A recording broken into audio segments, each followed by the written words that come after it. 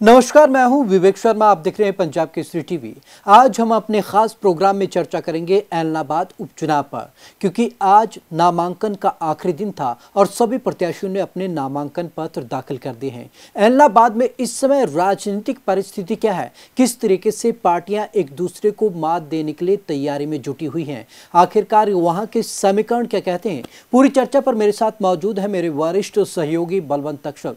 बलवंत तक्षक जी, आपका स्वागत है। शुक्रिया विवेक जी। तक्षक जी, आपसे जानना चाहूँगा, इस समय जो ऐलनाबाद की पूरी स्थिति है, आप किस नज़रिए से देखते हैं? सबसे पहले तो जो प्रत्याशी तमाम पार्टियों ने दिए हैं।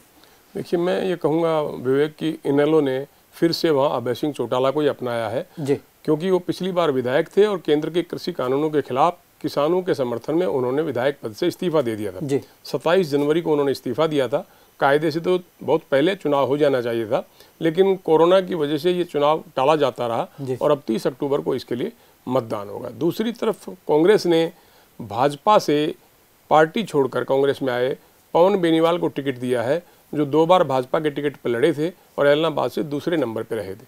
तीसरे जो भाजपा ने जो टिकट दिया है वो गोविंद कांडा हैं, जो गोपाल कांडा के भाई हैं, जो सिरसा से गोपाल कांडा विधायक हैं। उनके भाई को हलोपा से बीजेपी में ज्वाइन करा के टिकट दिया है और उनकी कोशिश है, भाजपा जजपा गठबंधन की कोशिश ये है कि चूंकि इनेलो और कांग्रेस के उम्मीदवार जाट हैं, तो गैर जाट उम्मीदवार उन्होंने मैदान में उतारा है ताकि इस लड़ाई को तिकोना बना सकें और जाटों की लड़ाई के बीच अपनी सीट निकालने की कोशिश कर सकें। अगर समीकरण को यहाँ तक्षक जी अगर हम देखें, अभय चौटाला जैसे ऐलनाबाद सीट से लगातार लड़ते आए हैं, पवन बेनीवाल भी पिछली बार चुनावी मैदान में है। अगर पिछले समीकरणों की मैं बात करूं तो आप किस नज़रिए से उस दौरान की वोटिंग को देखते हैं? दोनों ही अच्छे प्रत्याशी के तौर पर एक दूसरे के सामने यहाँ पर आए थे।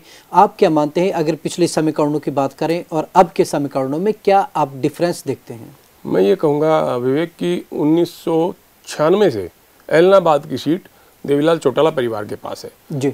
अभय सिंह चौटाला वहाँ से लगातार 3 बार जीत चुके हैं और चौथी बार किस्मत आजमा रहे हैं। मैं ये कहूँगा कि जो पवन बेनीवाल हैं, उन्होंने पिछली बार अभय चौटाला को कड़ी टक्कर दी थी, लेकिन उस समय आप कह सकते हैं कि केंद्र में नरेंद्र मोदी साहब की लहर थी, हरियाणा में भी भाजपा ने 75 पार का नारा दिया था, बावजूद इसके वो 5000-7000 वोटों से हार गए थे। अब पवन बेनीवाल ने शायद ये सोचा होगा कि किसान आंदोलन के चलते भाजपा में रहते वो चुनाव नहीं जीत पाएंगे। ऐसी सूरत में उन्होंने भी किसानों के समर्थन में इस्तीफा दिया और बिना शर्त वो कांग्रेस में शामिल हुए।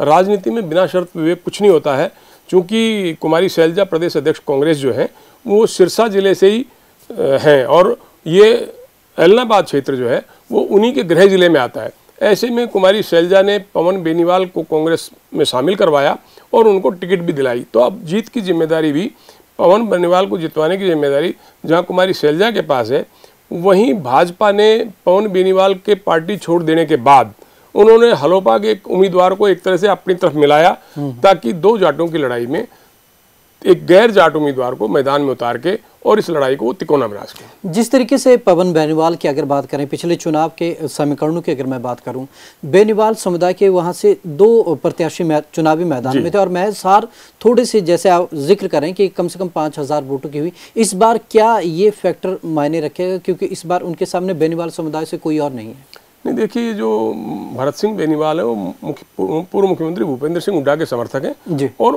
वही उनको मैदान में उतारते रहे थे। ये पवन बेनीवाल के चाचा लगते हैं और अब चूंकि इस समय शैलजा के पास पार्टी की कमान है तो उनकी इच्छा से पवन बेनीवाल को टिकट मिल गया है।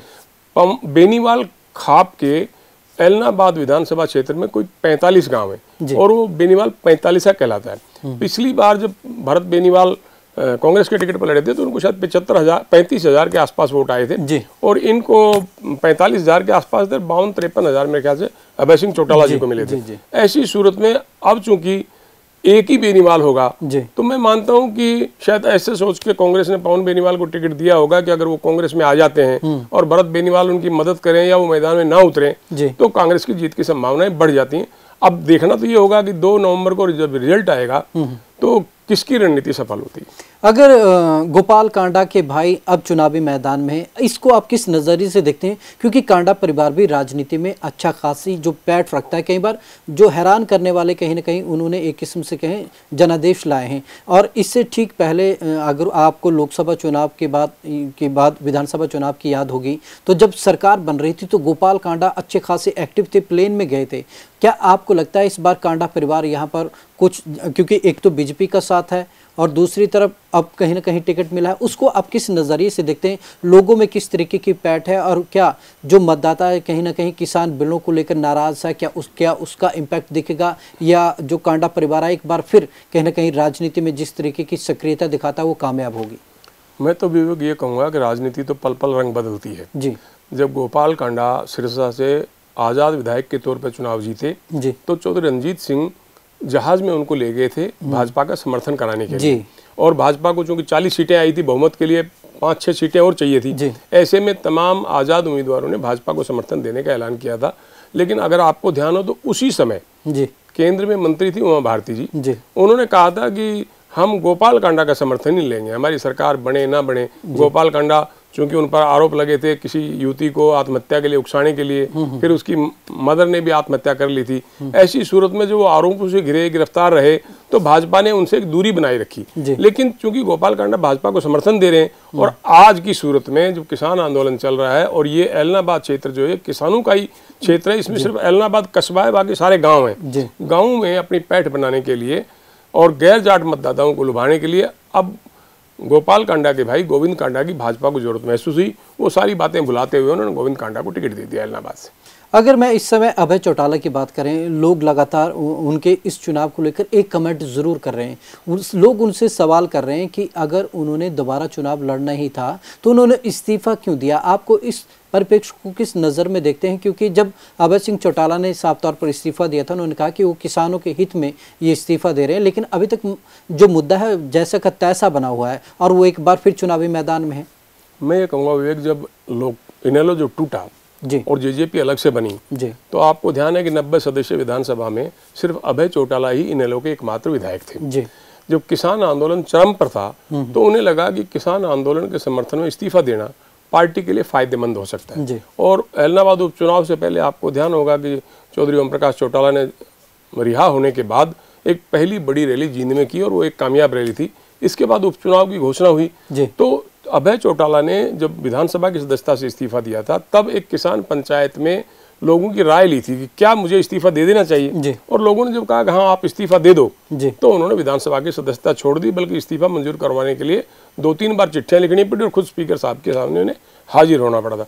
अब ये कहा जा रहा है कि जब किसान आंदोलन खत्म ही नहीं हुआ है या कोई हल नहीं निकला उसका, तो अभय चौटाला कि किस लिए मैदान में उतरे। इसका जवाब उन्होंने ये दिया है कि मैंने पहले भी किसानों से पूछ के इस्तीफा दिया था और अब मैं जो चुनाव लड़ रहा हूँ वो भी एक किसान महापंचायत करके नाथुश्री चौपटा में लोगों की रजामंदी के बाद ही मैं मैदान में उतरा हूँ। जैसे इस समय अगर मैं बात करूं, चौधरी ओम प्रकाश चौटाला भी खुद सक्रिय हैं, आप क्या मानते हैं इसका कितना फ़ायदा अभय सिंह चौटाला को मिलेगा? क्योंकि जो ओम प्रकाश चौटाला है उनका पुराना अपना जनाधार है, क्या वो एक बार फिर से इस तरीके से एक्टिव हो पाएगा?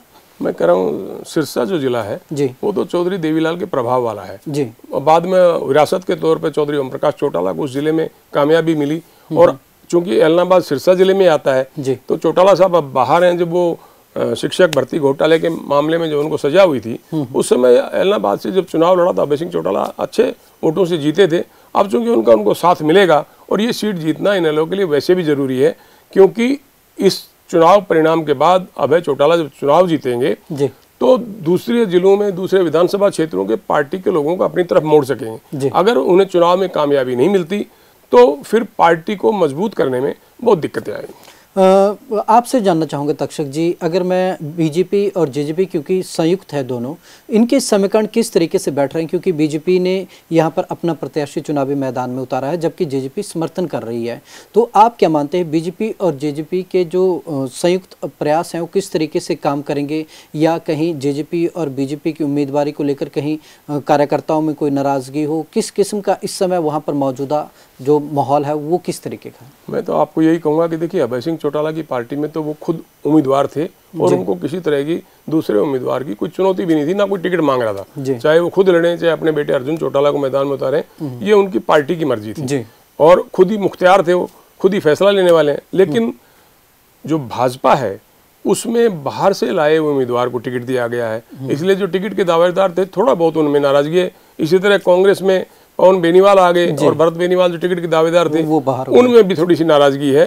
अब पार्टी है, बीजेपी और जजपा मना लेगी अपने नाराज कार्यकर्ताओं को, क्योंकि वोट पड़ने में अभी काफी अंतर है। अब इधर देखना है कि पवन बेनीवाल की हुड्डा साहब कितनी मदद करते हैं, कुमारी शैलजा उनको जिताने के लिए क्या रणनीति अपनाती हैं।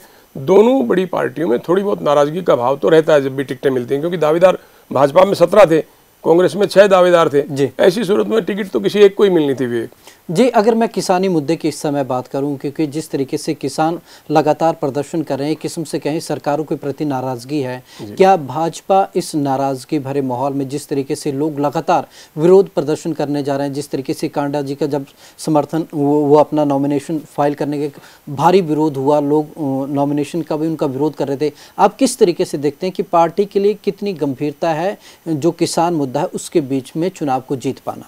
देखिए, भाजपा की तरफ से तो लगातार यही प्रचारित किया गया है कि किसान आंदोलन में मुट्ठी भर किसान हैं, टिकट के ज़्यादातर दावेदार लोग धरना दे रहे हैं और एक तरह से ये संकेत दिए जा रहे हैं कि इस आंदोलन में सिर्फ जाट शामिल है, दूसरे समुदाय के लोग इस आंदोलन में शामिल नहीं हैं।